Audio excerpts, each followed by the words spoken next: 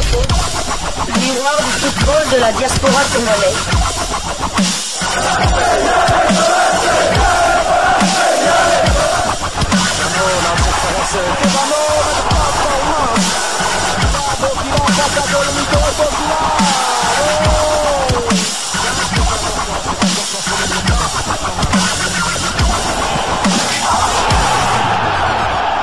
Diasco Foot, le miroir du football de la diaspora congolaise. Vous êtes sur Diasco Foot, le miroir du football de la diaspora congolaise. Diasco Foot vous dit bonjour, tout le plaisir est pour nous de vous retrouver, mais surtout de savoir que vous êtes nombreux en train de suivre votre chaîne YouTube dédiée uniquement aux footballeurs de la diaspora congolaise. C'est l'heure de partager avec vous quelques news que nous avons pu récolter pour vous, des news concernant certains de nos internationaux ou des binationaux qui se sont illustrés dans leurs clubs respectifs. Et cela dans le cadre de cette deuxième livraison sportive de ce jeudi 17 avril 2025. Une livraison qui nous emmène du côté de la France. En France, mais nous allons plus exactement dans la cité phocéenne, à Marseille. Donc, qui dit Marseille dit Chancel Mbemba Mangulu, le capitaine de Léopard de la République démocratique du Congo, qui continue à se faire parler de lui à quelques 2 mois de la fin de son contrat avec l'Olympique de Marseille. 2 mois qui pourraient être salvateurs pour l'Olympique de Marseille si tant est que les dirigeants de ce club arrivaient à mettre leur ego de côté pour réintégrer Chancel Mbemba pour essayer de sauver cette place en Ligue des Champions recherchée tant par les Marseillais. Et c'est la page des Marseillais, des supporters sans doute Foot Marseille qui nous en parle au travers un article intitulé Dimeco demande des explications sur Mbemba. Et bien évidemment, je vais vous lire cet article. Lors de l'émission Roten sans flamme sur MC, l'ex-joueur de l'OM a d'abord pointé du doigt le manque de motivation de certains joueurs phocéens, alors que Mason Greenwood et Luis Enrique sont particulièrement visés sur le sujet. L'envie peut gommer beaucoup de choses. Pour dépanner, tu peux jouer défenseur central axe gauche. Par exemple, tu mets ce qu'il faut pour faire un bon match.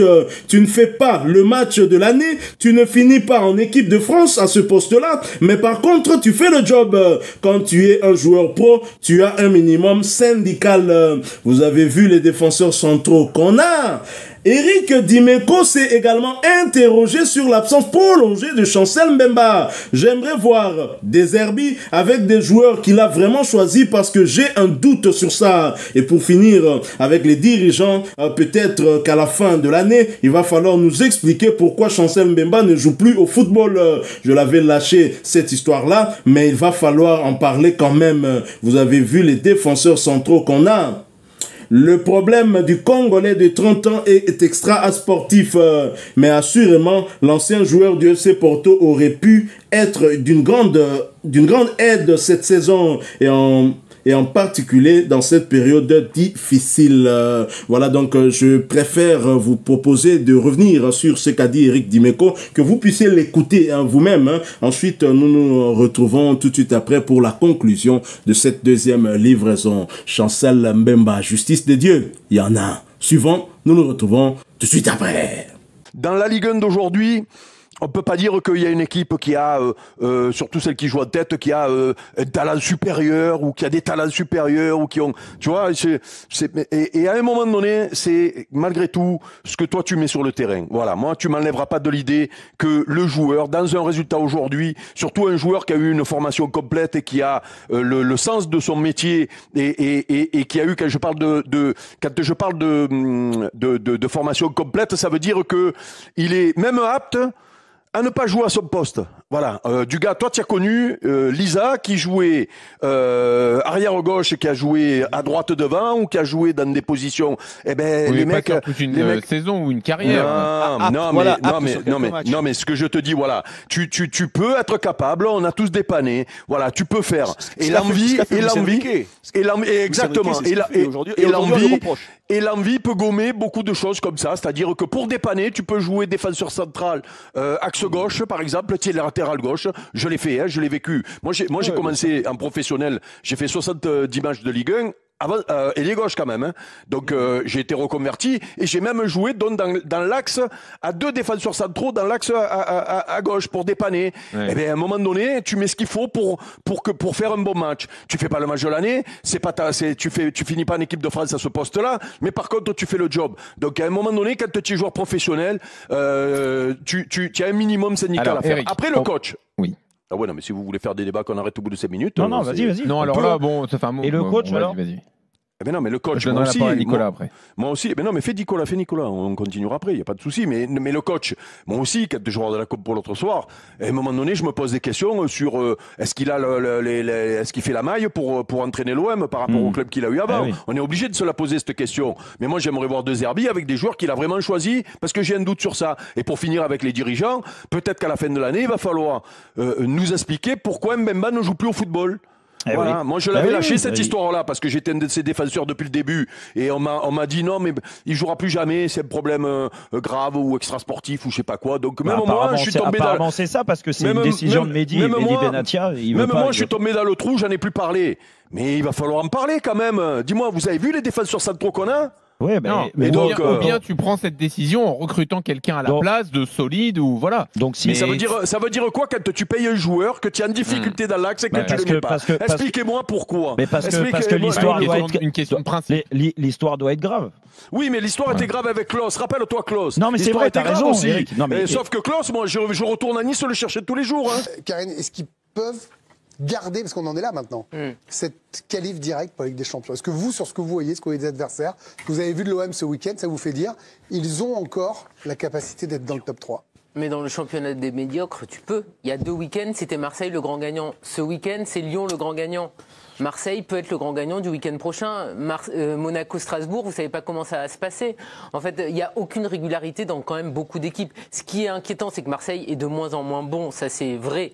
La première partie de saison, tu avais une équipe qui était totalement remaniée, tu avais un nouvel entraîneur et tu sentais qu'il y avait quand même une progression. Et finalement, cette spirale positive s'est cassée. Normalement, tu progresses, eux, ils ne progressent plus, ils sont même de plus en plus inquiétants. Mais je veux dire que c'était pot de pêche il y a 2 matchs, et là, il fait un bon match ce samedi. Mbolo, c'est quand même un joueur qui est assez frustrant. Là, il fait un match plein face à Marseille, donc vous ne pouvez pas savoir. Marseille a été capable de relancer Reims. Donc tu peux te dire que face à Montpellier, ça peut mal tourner. Ils peuvent leur en coller 5 aussi, en fait. C'est impossible de lire cette équipe. Mais après, de toute façon, l'effectif de Marseille n'a pas été bien construit. Depuis le début, ils ont un bon milieu de terrain qui est trop d'ailleurs fourni, un bon gardien. La défense n'a jamais été au niveau.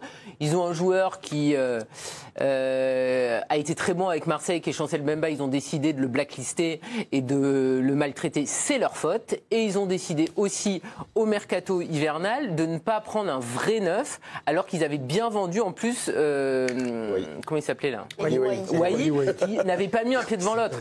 Tu le vends encore plus cher que tu l'as vendu, que tu l'as acheté, bravo, mais tu dois prendre aussi un autre neuf. Là, il décide de faire sans Gouiri, sans Mopé, et donc il met Ro en pointe.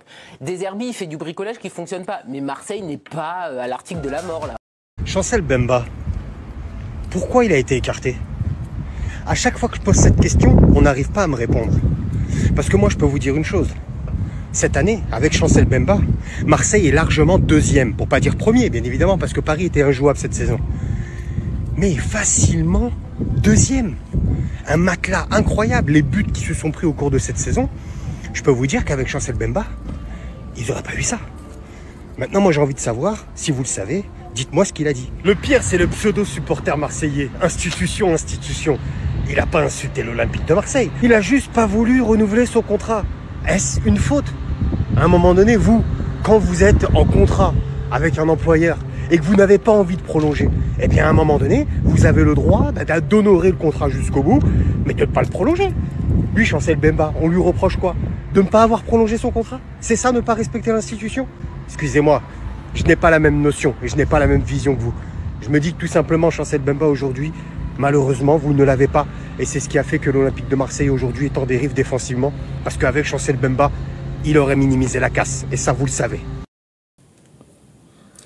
Voilà, nous sommes de retour. Quand il s'agit des anciens joueurs de l'Olympique de Marseille qui s'indignent et qui disent à haute voix ce que pensent beaucoup de supporters marseillais, même si c'est vrai, on le sait, peut-être la majorité, peut-être pas, sont quand même derrière la ligne de la direction de l'Olympique de Marseille, mais il se pose quand même Eric Dimeco se pose des questions, notamment une question que vous vous êtes déjà posée aussi ici. Vous aviez des doutes que la décision de mettre Chancel Mbemba de côté venait réellement des Zerbi. Apparemment, Dimeco vous rejoint. Tout à fait. Donc, c'est une dire comment un entraîneur qui vient à peine de signer dans un club peut refuser un cadre de la saison dernière, un cadre d'autant plus qui avait marqué contre son équipe en Europa League, alors que lui, il était l'entraîneur de Brighton. Donc, je ne comprends pas. Eric Dimeco aussi ne comprend pas. Il faut savoir qu'Eric Dimeco est quand même une légende de l'Olympique de Marseille, vainqueur de la coupe de la Ligue, de la coupe des clubs champions à l'époque en 93 avec les Desailly,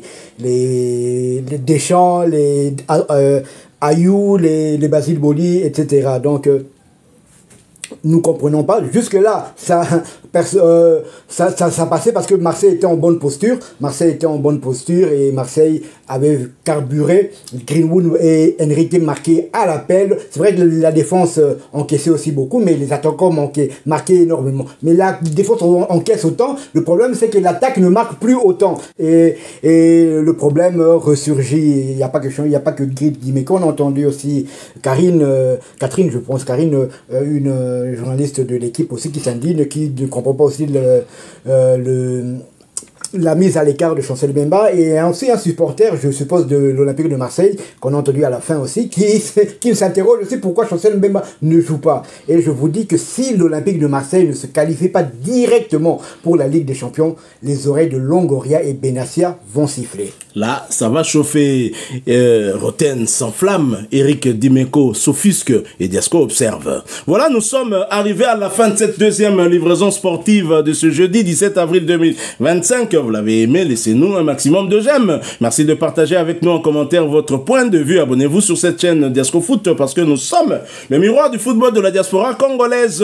N'oubliez pas d'activer la petite cloche de notification histoire de ne plus rien manquer des prochains sujets que nous allons vous proposer. Encore une fois, merci à vous, avec espoir de vous retrouver bientôt dans un autre sujet d'actualité. Mais en attendant, portez-vous bien et Diasco Foot vous dit au revoir.